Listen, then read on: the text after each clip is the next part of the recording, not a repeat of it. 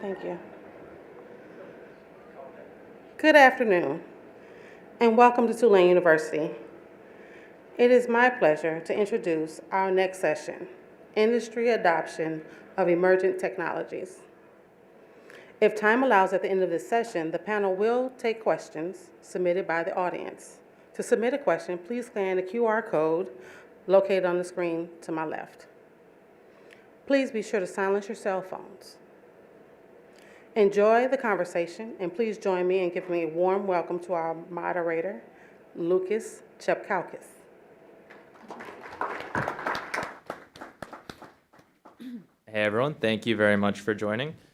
Today I'm fortunate enough to be joined by three very unique individuals, so I'll give them a quick introduction and then they will introduce themselves further and give a brief background about their experience and what they've been working on in the recent years. So first, Stephanie Hoffman, who's an emerging technology advisor at Hess Corporation. We have William McGehee, who's the co-founder and CEO of Encore CO2.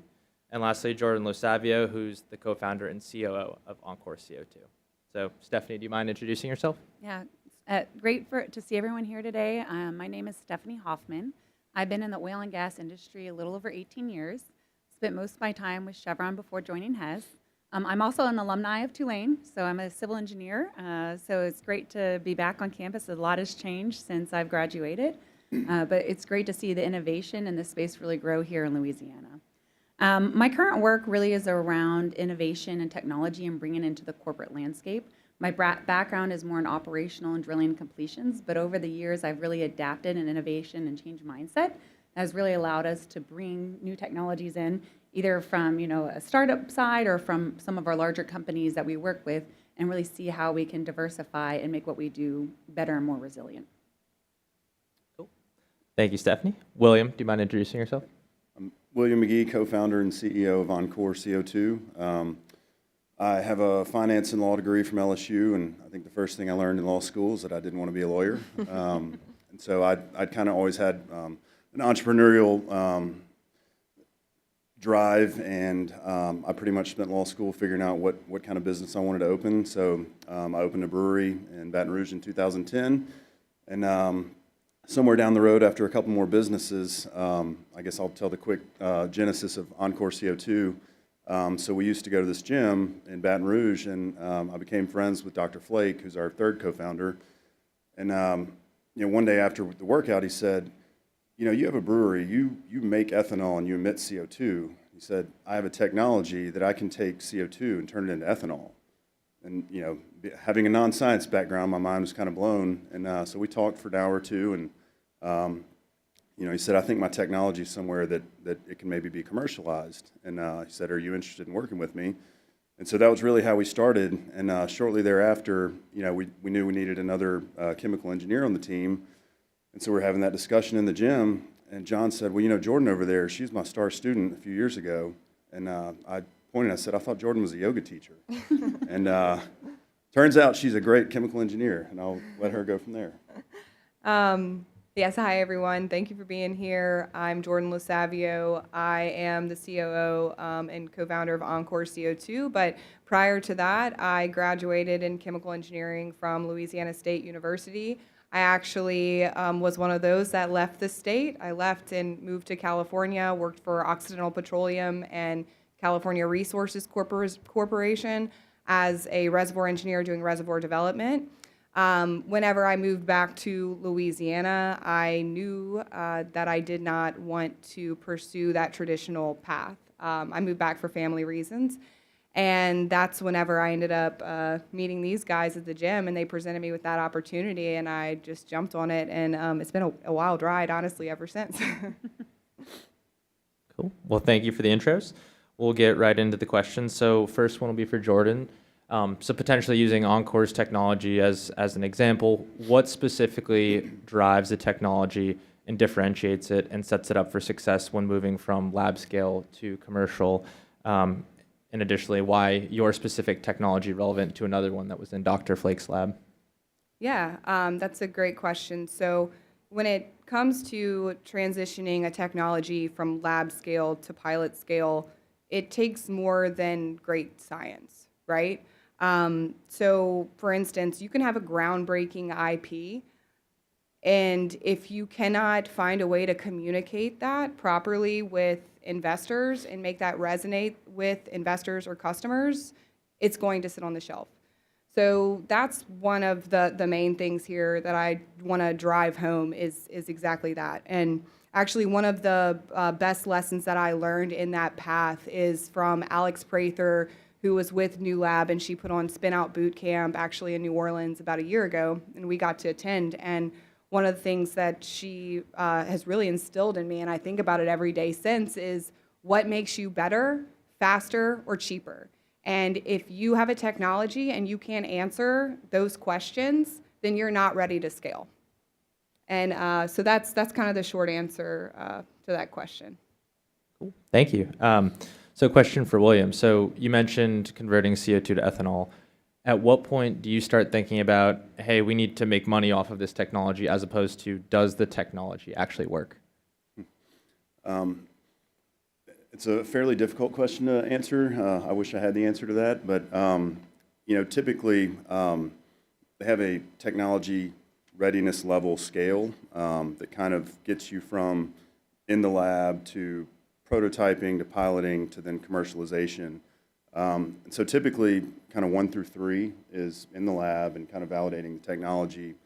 We are at TRL 4 right now, so it's kind of a dual track where we're still validating the technology. We have to scale that technology, but we are looking into the economics of what we can produce and doing techno-economic analysis of the products to kind of see, can we create something that we can sell that someone will actually buy, because it's not, it's either better, faster, cheaper, or at least remotely close. Cool. Thank you. And then for Stephanie, so maybe from Hess Corporation perspective, or just as any industrial player, when you're looking at a technology like this, at what point does it transition from you're just watching from the sidelines to, okay, maybe we want to get involved with some testing, to then we either want to license or adopt or support? How do you make those decisions on when you want to get involved? Yeah, absolutely. From a strategic perspective, they've kind of already hit on it, and we look at this from the corporate perspective as well. There has to be business value, right? Is it making us less risky in a sense? Is it making us faster, cheaper? So we always start with a business value when we start to look at technology and start scouting. Now, some technology we do keep a pulse on when it's very beginning stages, like quantum computing or blockchain, right? We know we're not quite ready to adopt and scale those globally, but we do want to make sure we understand what the triggers are and what technology advancements would allow us to say, okay, now's the time for us to start investing and looking at those use cases. So we definitely track emerging technology 5-10 years out, to see if and when it makes sense for us to adopt. But more on a strategic level, when we're looking at integrating or scaling or piloting a project, we definitely look at that business value and determine where that would fit into our portfolio. And we really need that business need, that pull from our stakeholders in the assets or functions saying, we need this technology, we think it'll make our lives easier or better. Now, when we're piloting something, and if we choose not to scale, go beyond, that doesn't necessarily mean that, oh, we just killed the project, we didn't learn anything. That's absolutely not true. We purposely do a lot of pilots just to learn, right? So we have dabbled with quantum computing to say, when would this make sense? Specifically with Gen AI, when Gen AI came out, generative AI came out a couple years ago, we did several pilots, and we did not have the intent to scale. It was purely to learn, right? It was to learn what are the best use cases for this technology? How can we prepare for integration for these? What do we need to do as a corporation to better understand the value this can give us? And so just because we didn't choose to scale those does not mean that they failed. We just purely did it to learn, right? And that's what a lot of the things we do. Now, if we decide to scale something and globally adopt it, that is when we need to have that proven value for us to move forward and advocate for funding and advocate for those resources to be able to deploy it. Cool. Thank you. So digging in a little bit to that scenario you mentioned where we decide to adopt a technology, bring it to commercial scale, how do you ensure that you have a workforce that's trained to execute that technology safely and reliably? Yeah.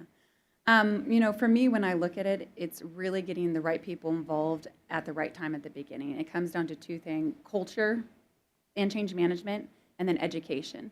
So whether that's something in the AI space or whether it's something like bringing on a new technology like Encore CO2, you need to make sure your folks are knowledgeable about what your technology you're bringing in so they can really see how is this going to better our lives day to day, right? When you pull people in at the beginning and bring in adoption, then they feel ownership.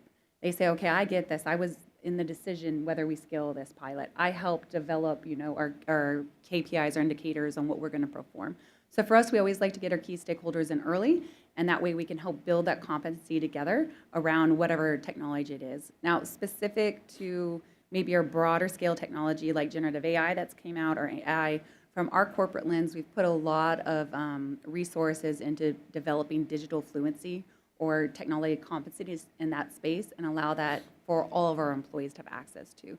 So this past year and a half, we had a big initiative around developing AI courses. We created an AI certification internally to our company that wasn't just, hey, do this LinkedIn Learn or attend this one session. It was 10 to 15 hours of work that our employees had to put in to really build that competency that we wanted everyone to understand because we were deploying generative AI solutions globally, right? So it was really just started at the ground level, building those competencies so they can gain trust in that technology. And so that's just one that we've done recently. That's an awesome example. So turning it over to the Encore team, what strengths do you see as you're looking to commercialize your technology? What strengths do you see in the Louisiana workforce for emerging technologies? I think Louisiana has a lot of untapped strength with the emerging technologies. I think first, if you look at industry, there's an incredibly skilled workforce, that's experienced in a lot of the science that's involved in a lot of these emerging technologies. Then if you look at the university level, you've got the top engineering talent coming out, researchers, on the technical side. And then I think third, there's a lot of collaboration that's kind of, the wave is coming and happening now with, Fuel and LAIO and people like Newlab coming in that are kind of helping us pave the way and show, you don't have to go work at a legacy oil and gas company to be an engineer. You can come, create a technology, commercialize something, so I think we're positioned very well. Thank you. So Jordan, you mentioned that you briefly left Louisiana, went to work in California, which has spun out a lot of new technologies and whatnot. But William was mentioning that Louisiana is uniquely suited to have a workforce that can really operate and safely enable these technologies. How do you think that we can enable more entrepreneurship within Louisiana? Yeah, so when it comes to that, if we're thinking entrepreneurship in the space of innovation, let's start there. Innovation itself is a start point. The real challenge is what comes next, and that's what you're looking for that entrepreneur for, right? So in Louisiana, I think we need to shift. Like, it's not just about thinking of these great ideas. It's about how do we translate that into the real world so we can see real impact. So at the university level, I think that's threefold. I think it's being more intentional with what IP that we protect. And I think we take that a step further and we couple that IP with techno-economic analysis so we can actually understand what the commercialization potential of that given technology is right now. And then I think last, and what you mentioned, is creating viable pathways for entrepreneurs. So when I graduated from LSU in engineering, at that point, 4 years at the university, not a single person mentioned the idea of entrepreneurship to me. It was, you're going to go work for one of these large oil and gas companies, and that's your career path. And I think that from that perspective, we need to be able to open this door that so many people, if they go, if they're coming out of East Coast or West Coast, they see that potential there in that ecosystem, and we need to be able to create that viable career path for them and pave that way for people who want to do something different. We have plenty, like you said, we've got plenty of talent, but just giving them the opportunity. On the policy side with that, I think we've done like a really, really good job of incentivizing large corporations to come do business here, right? Like, I mean, there's announcement probably every day of these incredible businesses coming and starting plants or facilities here. But I think we need to ask how we can offer strategic incentives for startups to not only start here, but to grow here and to headquarter here. And how do we do that? What are those incentives? I have a lot of ideas. You're welcome to ask me later. I'm not going to get into them now, but I think this is where state leadership should treat us just like we do and think of it from the lens of doing customer discovery, right? Like my job as a startup in a COO of trying to commercialize this technology, one of the first things I need to do is understand the pain points of the industry and my customers. I think the Louisiana government needs to have that same lens from the entrepreneurship side and understand what the pain points are from the startup side to being able to commercialize technology here. And then I think that just opens up the conversation and the growth for not just entrepreneurship in the innovation space, but I think it really from there expands elsewhere. So maybe to put you on the spot a little bit, if you could change one regulation or add one incentive, what would it be? Man, that's definitely putting me on the spot. One incentive or one regulation, like from the government side, would be, I wouldn't even call it a regulation, but I'll just give you one of my ideas was, and again, there are models out there. If we look regionally, there are regions that are doing this very, very well, and we can take that and implement some of these in Louisiana. But Texas has, and I'm sure everyone's like, Texas, right? Texas has great grant opportunities for commercialization. So you can apply as a startup for $1 million to commercialize a part of your technology. We were actually approached to join in on one of those grants from a company out of Texas. So if the state were to adopt some of that, but not only just give free money, right? But if we did it strategically to solve problems. Like we have so many problems here in Louisiana, so many challenges to address from many aspects beyond energy, right? Like we look at health, we look at education, we look at all these different things. If we could find a way to incentivize startups to solve these problems locally, then we can export them globally. Awesome. Thank you for answering that question. But I think, yeah, William's point was really good that we have the people to do it. We just have to figure out the systems that are going to make it happen. So moving back to Stephanie, maybe on that same theme, what is preventing industry from adopting these emerging technologies, and what are some of the problems that you run into when you're considering doing so? Yeah, I think from a corporate level, right, we have a very big value chain, right, especially in upstream, midstream, downstream. And, whether it's a digital technology with information or a technology where you're, actually bolting something new on, it's how can we have this interoperability, right? We have data silos, we have different digital platforms. How can we connect our API? How is this solution going to fit in our current process, right? So, even from a digital asset, we can't go and have our engineers log into 10 different applications because there's a great machine learning algorithm that increases production, right? We're going to have to pull that back into our data platforms to allow that to function within our single processes, right? Everyone hates saying, oh, here's another place you need to go to do your work, right? We're trying to make it more efficient and more attractive for them to start utilizing these new technologies.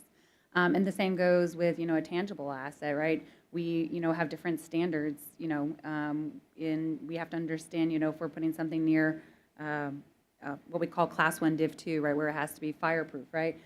How do we do that without allowing these new companies to get all those certifications because they're expensive, right? So, but right away that would say, oh, if this needs to be near a compressor station, you don't have that certification, we can't work with you.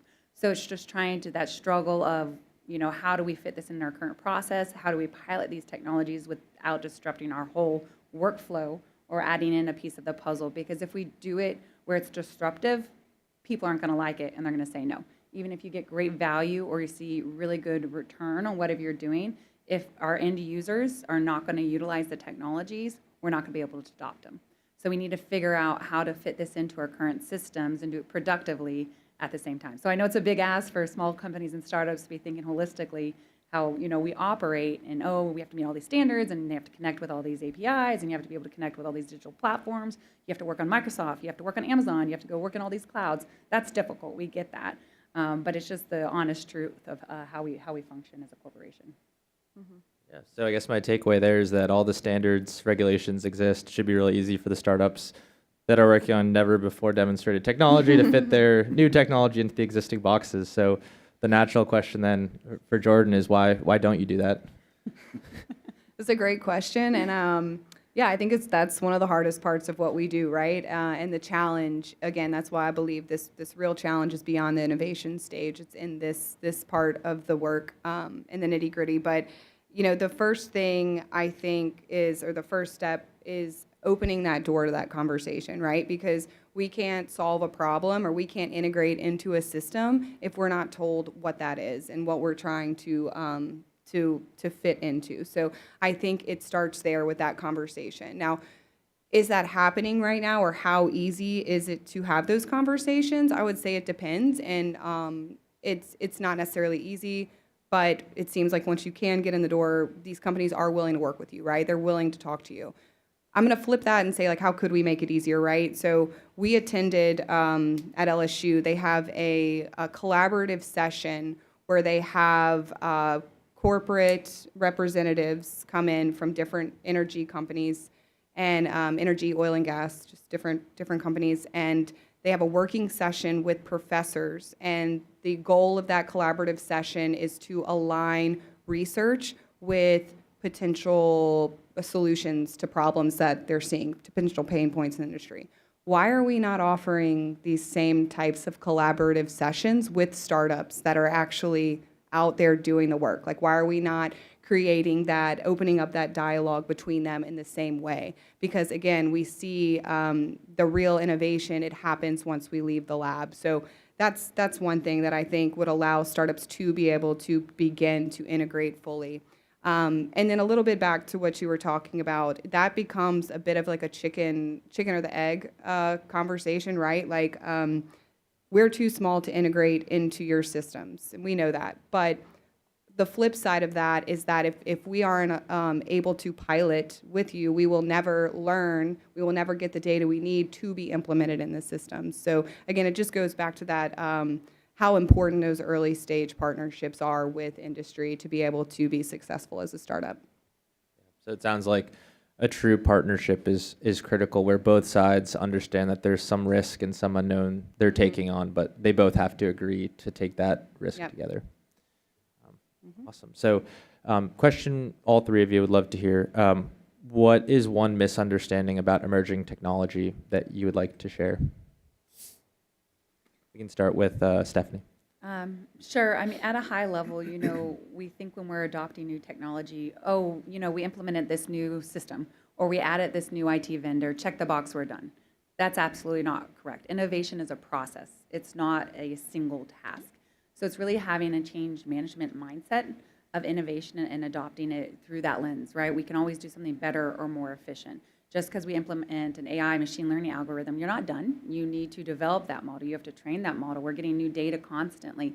So it's really a journey versus just, hey, we got a new contractor, we implemented this new tech, we're done, we're innovators. That's not how it works, right? It's a long journey of innovation, and it's just continuously being curious and just making whatever doing better, faster, cheaper, as you mentioned. So there's always room to improve, and no matter what use case or what business thing we're targeting, there's always more we can do.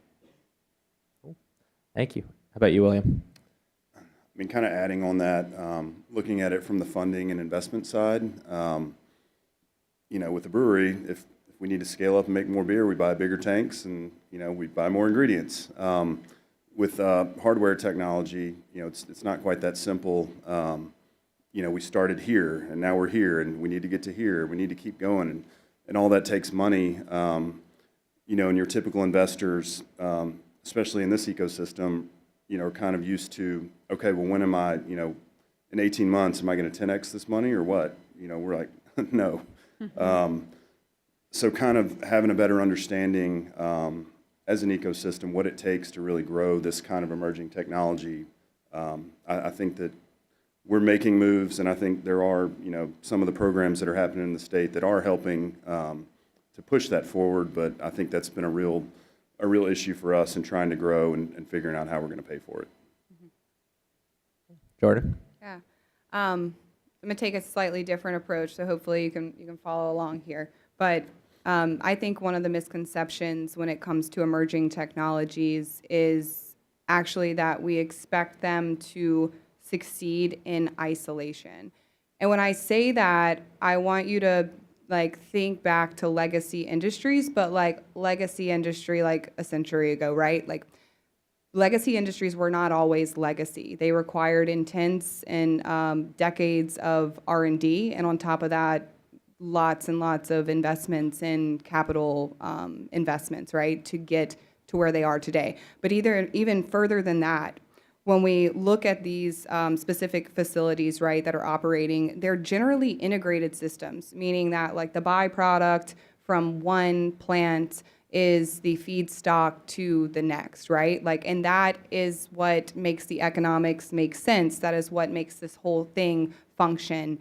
And I think that we do a disservice to emerging technologies by not recognizing that and learning from our legacy industries.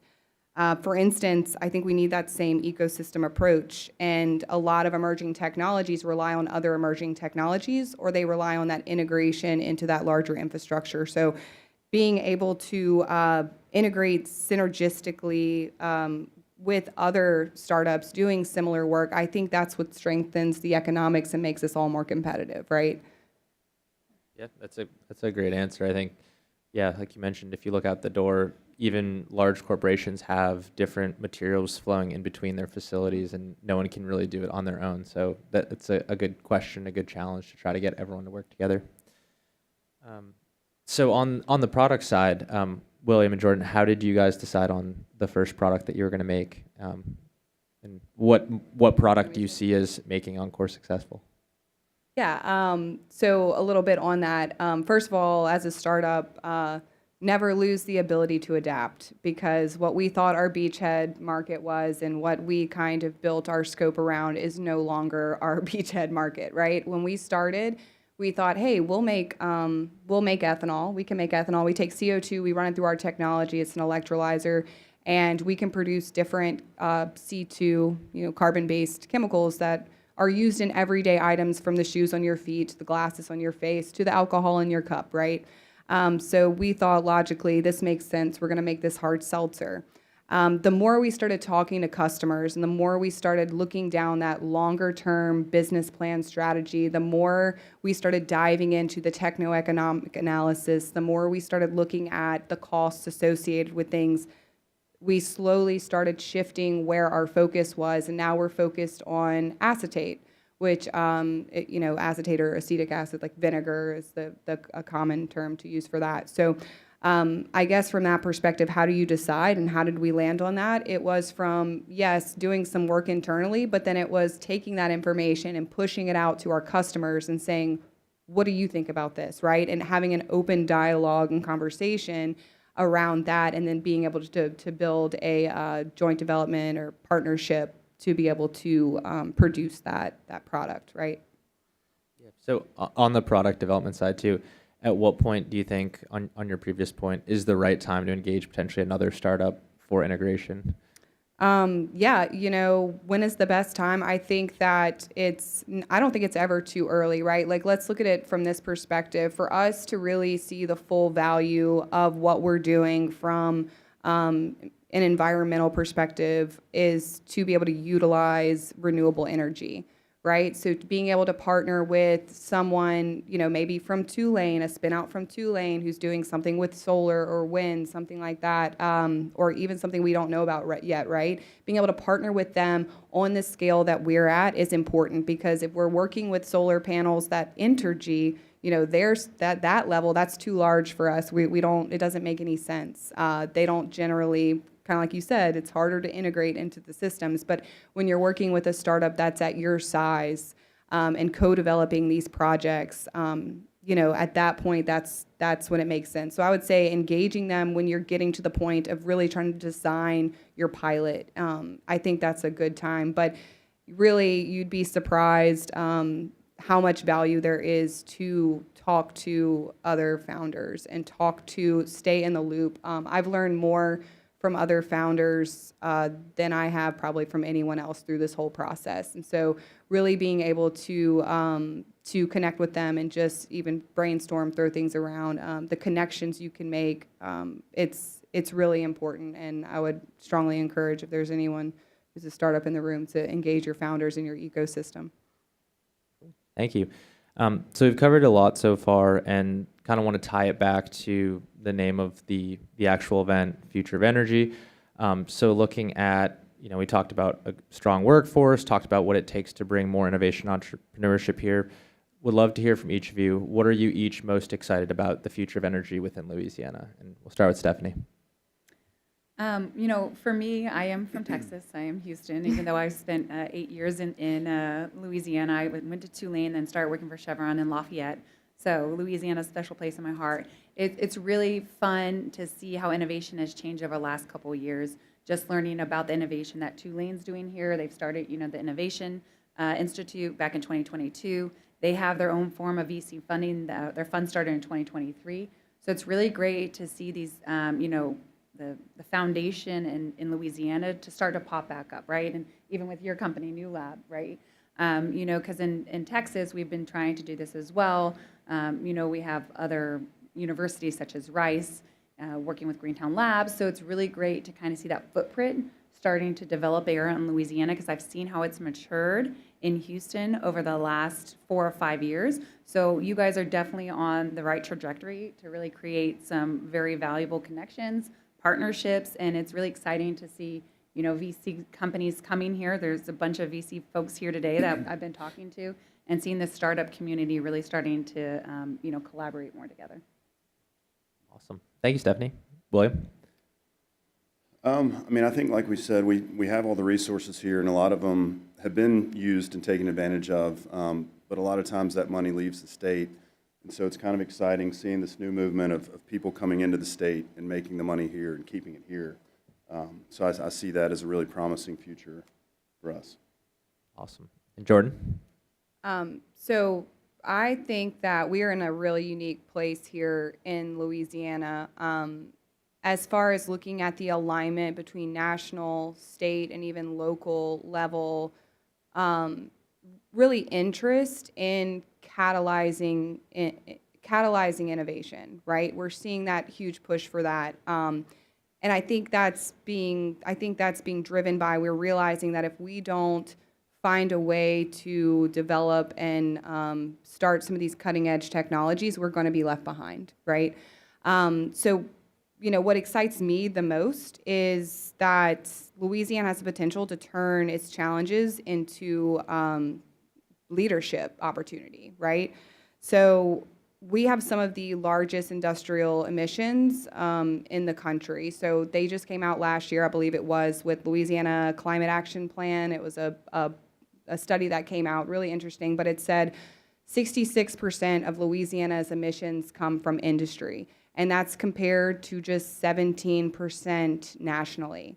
Okay, on the flip side of that, what we have because of that is world-class industrial assets.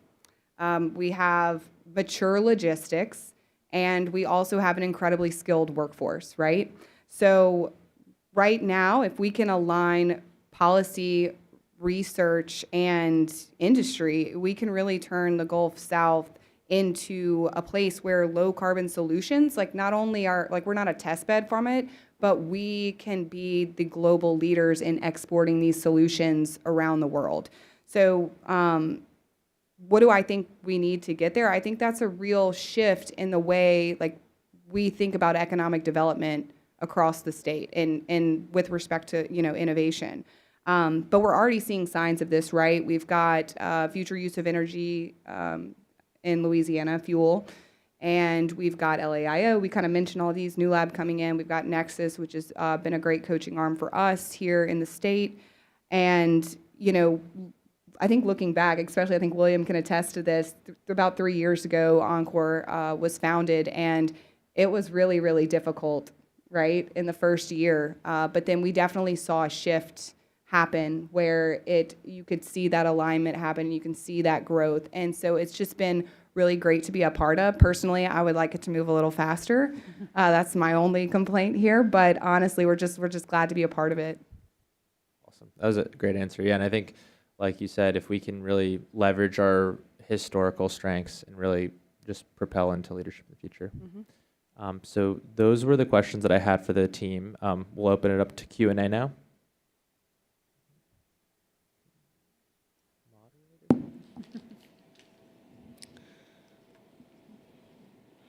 Thank you to our panelists for your insight. Now we will address the questions submitted by the audience. When implementing new tech or tools, what advice can you provide for maintaining momentum and overcoming stakeholder resistance? I could take a stab at that Sure, one. yeah. You know, I briefly touched on it earlier, right?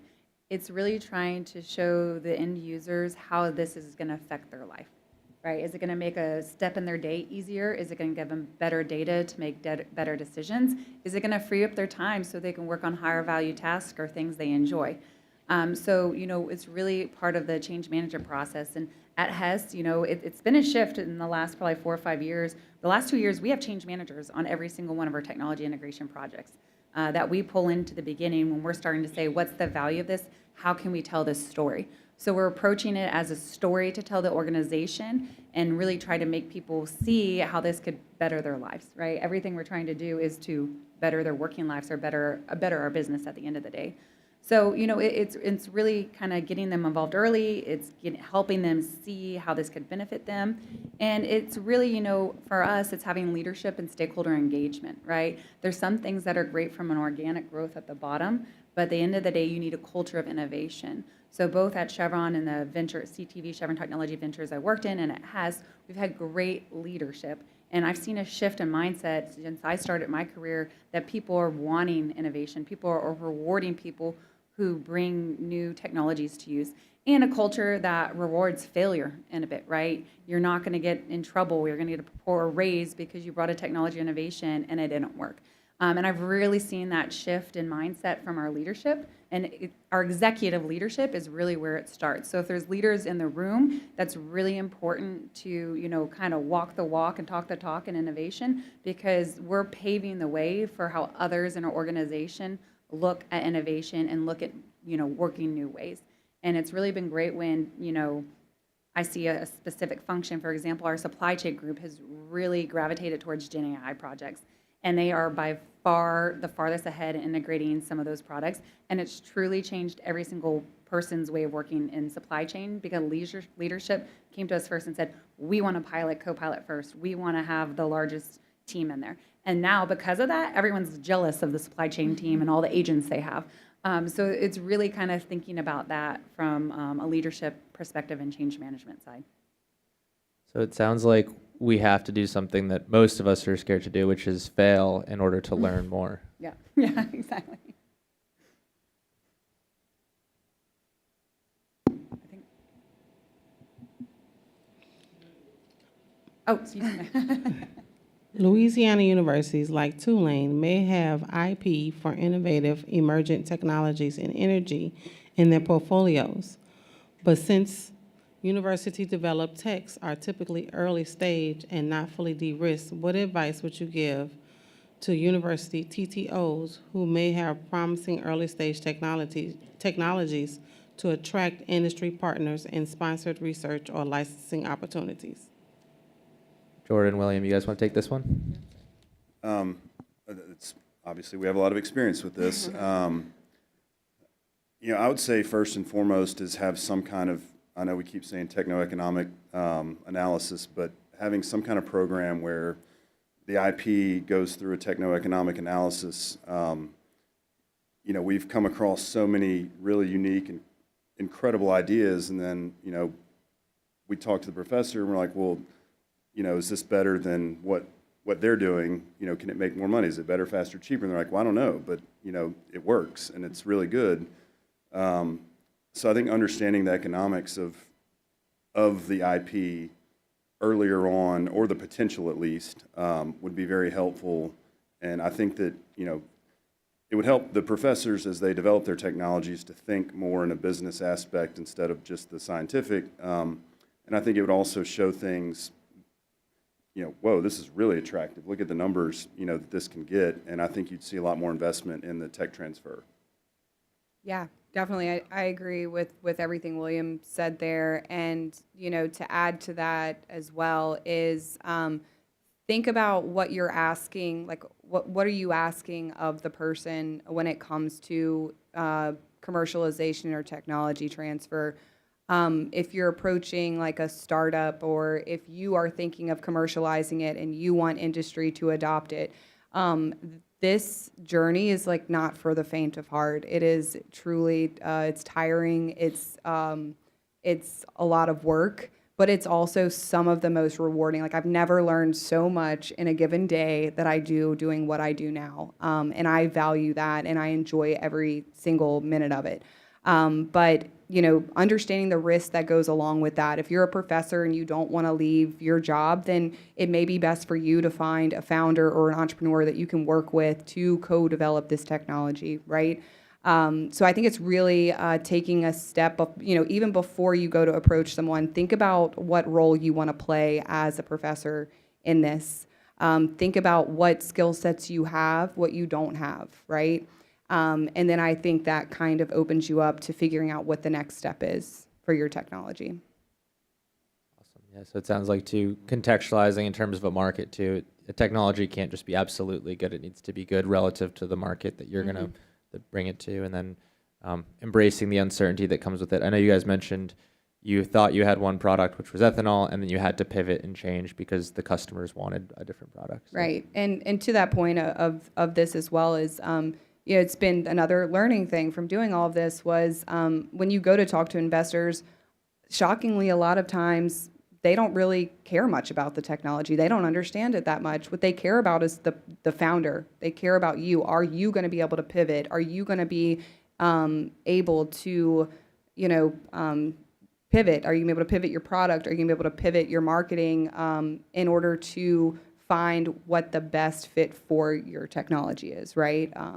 And so I think that's something to think about.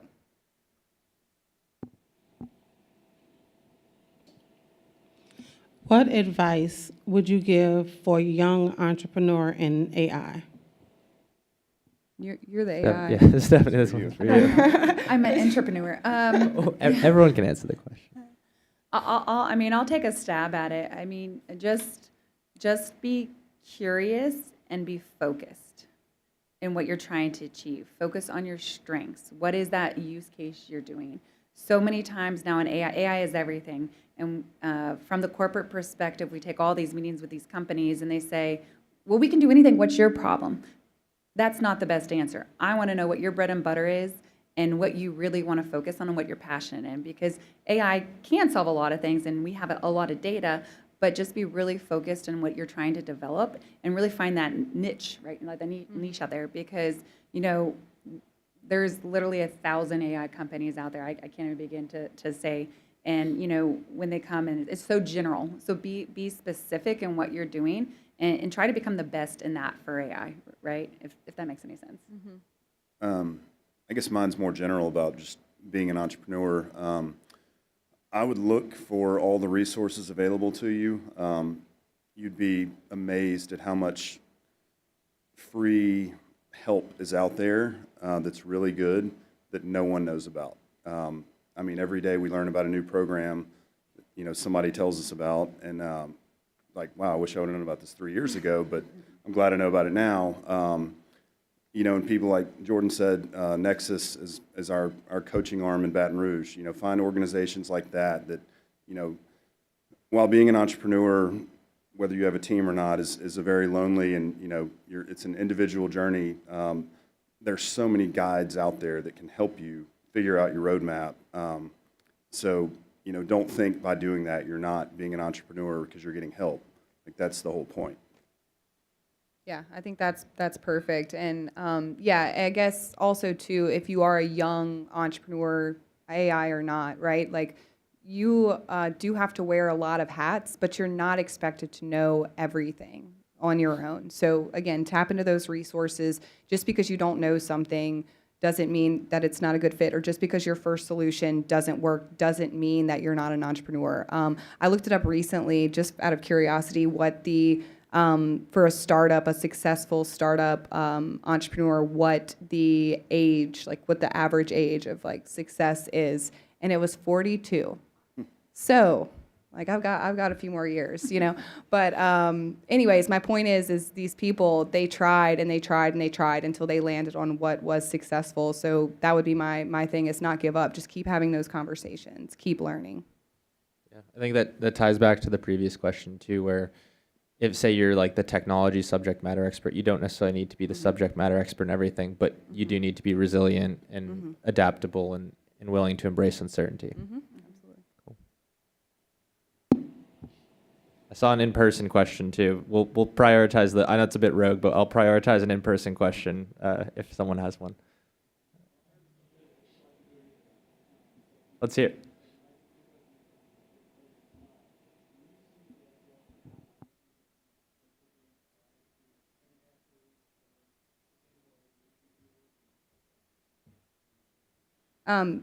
The answer is like, of course, we can do anything, right? Like, but nobody wants to hear that, right? So, a lot of people using similar technologies are going after sustainable aviation fuel. So that is absolutely something that we could target.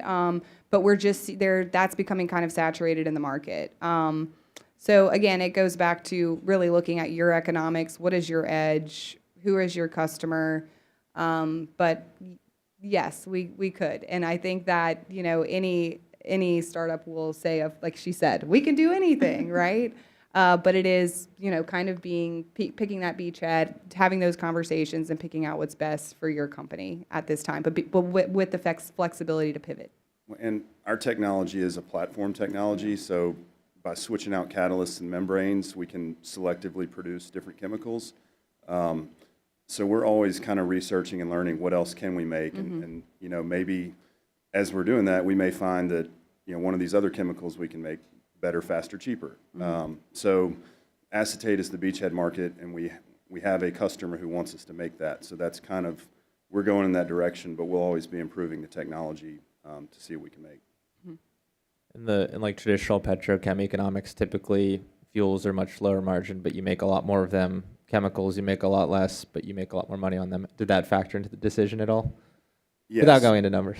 Yes. I mean, low volume, high margin that's kind of our mantra right now. Until we can scale the technology. Yeah. Yes, sir.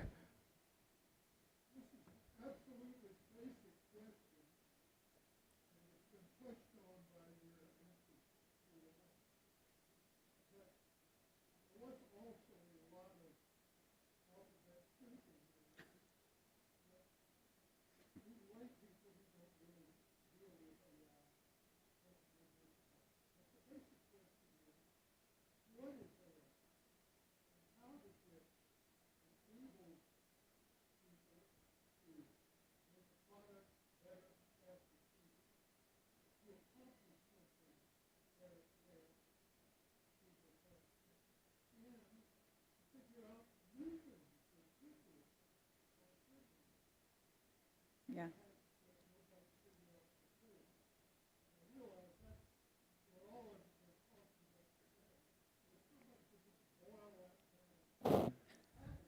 Leave that for you, Stephanie. I think we'll try to focus on some energy questions, but I think if you can give like a 1 to 2 sentence answer. that'd be AI is great. artificial intelligence, and it has been around for decades, right? So if we look at the history of AI, this is not something net new, and it's something that we've all been living with every day. Who has a Roomba robot? That's AI, right? That's making life easier, better, right? A lot of Keurigs, everything from coffee pots you set and program, that's AI. The way Netflix picks out what you want next, that could be predictive machine learning or artificial intelligence. So we are already living with AI, and it's already making our lives better, but it's been, you know, incremental over the years. I think the breakthrough is the generative AI part.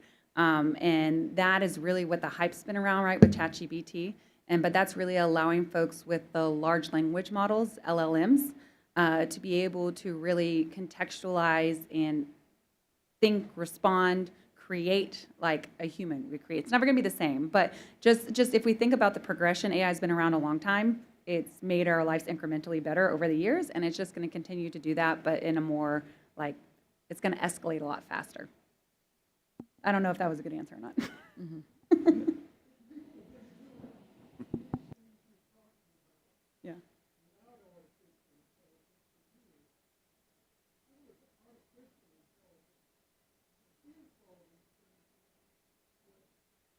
Yeah, I think there's a few things that happen in the market. The cost of processing GPUs drastically went down. So we could not do these huge computes before, and now with, they come from the video game industry, right, and NVIDIA, but the cost of a GPU has drastically gone down and has become more available. So that was one thing. And then the emphasis of, the amount of data we have, right? 10, 15 years ago, we don't have the amount of data we have. So the aggregated data from the internet and the amount of data we have, 5 years ago really plateaued. So with mixture, it was a multitude of things that I think that kind of like brought this market together. But cost of compute, the amount of data that's available and how we use it. And then really in the past, when you think of AI, you might have think of, professors or people, doing coding in the back room dark. What ChatGPT did was allow it to a normal person to interface with AI on a daily basis. So it really made it a consumer product versus saying, I have to hire an AI engineer, I have to hire a computer scientist to be able to do this. Now anyone can go out there and create what used to be done before in the back room. So it made it more of a consumer-facing commodity than what it had been in the past. Like put it more in people's fingertips. So Okay, thank really, you. really appreciate all the questions. So with that, we're going to wrap it up right at our time. So would really like to thank Stephanie, William, and Jordan for their time today and answering all the questions. Thank you. Our next session in this space will be Energy, Security, and Diplomacy in a Multipolar World.